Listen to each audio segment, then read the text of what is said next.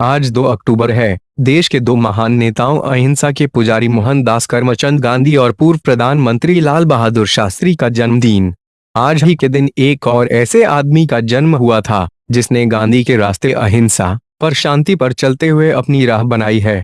यह है फगवाड़ा का अरविंद प्रजापति उर्फ बिला नामक युवक। बरसों तक मायानगरी की सड़कों पर भूखे पेट सोया है, लोगों की झिड़कें और लात खाई हैं, पर अपना मकसद नहीं छोड़ा। महज 31 साल का यह युवक अपनी उम्र के लगभग 100 गुना गाने लिख चुका है। वहीं कई नामी कलाकारों के साथ हिंदी, भोजपुरी और साउथ इंडियन फिल्मों और टीवी सीरियल्स में काम कर एक सफल कलाकार कहलाने की दिशा में कदम बढ़ा रहा है। दैनिक भास्कर प्लस ऐप आज इस नवोदित अभिनेता के जन्मदिन पर इसकी सफलता की अनछुई कहानी से आपको रूबरू करा रहा है। 9 साल की उम्र में घर से भागकर आए थे पिता हरिओम। दिल्ली अमृतसर राष्ट्रीय राजमार्ग नंबर 1 पर स्थित फगवाड़ा शहर में डड्डल मोहल्ले में रह रहा 32 वर्षीय अरविंद प्रजापति का परिवार मूल रूप से बिहार के सिवान जिले से ताल्लुक रखता है।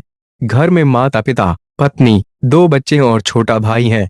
एक वक्त था जबकि बेहद तंग हालात परिवार से आते अरविंद के पिता हरिओम प्रजापति महज 9 साल की उम्र में एक परिचित के साथ काम की तलाश में पंजाब आ गए थे। यहाँ उन्होंने लोगों के घरों में झाड़ू पोंछा किया, झूठे बर्तन तक धोए, कभी चाय की टपरी पर काम किया तो कभी केमिकल फैक्ट्री में। वक्त बदला। 1989 में जमा पूंजी से अपनी मशीन ले ली और जिस फैक्ट्री में मजदूरी करते थे वहीं ठेका ले लिया। 1995 में एक प्लॉट लेने के बाद धीरे धीरे सिर पर अपनी छत का जुगाड़ करने में कामयाब हो गए तो परिवार को बिहार से यहाँ बुला लिया। इसी बीच 2 अक्टूबर 1987 को पहली संतान के रूप में अरविंद का जन्म हुआ। पढ़ाई छोड़ी ताय मिला खोटासे का नाम। अरविंद का मन पढ़ाई में कतई नहीं लगता था, वहीं घर के काम में भी रुचि नहीं होने के बावजूद थोड़ा बहुत हाथ बंटाते रहे। 10वीं कक्षा के बाद पढ़ाई छोड़ दी तो कामकाज नहीं करने की वजह से घर वाले खोटासे का कहने लग गए, लेकिन एक दादाजी नगीना पंडित अरविंद को बहुत सहारा देते थे। असल में अरविंद को पढ़ाई और दिहाड़ी मजदूरी की अपेक्षा कविताई का चस्का लग चुका था। 2003 में 9वीं में पढ़ते वक्त अरविंद ने पहला गाना वो याद आए कितने मगर वो हैं कि हमसे आए भी न मिलने लिखा था। इसके बाद से अब तक अरविंद 3000 से ज्यादा गाने लिख चुके हैं। बका एल बिला, अपने ही लिखे गाने गाने की तमन्ना मेरे दिल में पलने लग गई, लेकिन इस तरह का कोई मंच कभी मिला नहीं। 7 मई 2009 को मरणासन दादाजी की पोते का ब्याह देखने की अंतिम इच्छा को पूरा करने के लिए शादी के बंधन में बांध दिया गया। दिन ब दिन कुंठा बढ़ती ही जा रही थी, जिसके चलते 4 महीने बाद ही घर छोड़ दिया। जीने के लिए महीनों तक सूरत, दिल्ली समेत कई जगह भटका और छोटा मोटा काम किया, लेकिन घर लौटने को मन नहीं था। कहते हैं कि बेटी लक्ष्मी का रूप होती है, शायद इसीलिए 4 जून 2010 को बेटी के जन्म के बाद फिर से घर लौट आया।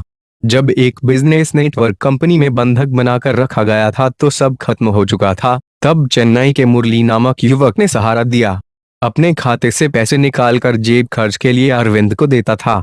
हीरा पन्ना मॉल में जहां पहले भी एक बार ठगी का शिकार हो चुका था, वहां एक आदमी ने मीरा रोड का पता दिया। वहां दिया और बाती टीवी सीरियल की शूटिंग चल रही थी।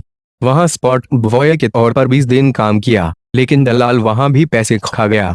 गोरेगांव स्टेशन पर एक भिखारी ने 3000 रुपए दिए। वहीं मराठी फिल्म रॉकी में काम दिलवाने के पीछे देव नामक युवक का साथ रहा। सबसे ज्यादा मददगार गैलेक्सी प्रोडक्शन के कास्टिंग डायरेक्टर सुनील विश्वास साबित हुए। सुनील विश्वास दिल के दौरे के चलते निधन हो चुका है को अरविंद अपना गुरुवार मानते हैं। उन्हीं की बदौलत पृथ्वी वल्लभ में काम मिला और फिर आगे से आगे मिलता ही चला गया। वह अक्सर एक की बात कहते थे, बेटा तुम्हें बहुत ऊपर तक जाना है,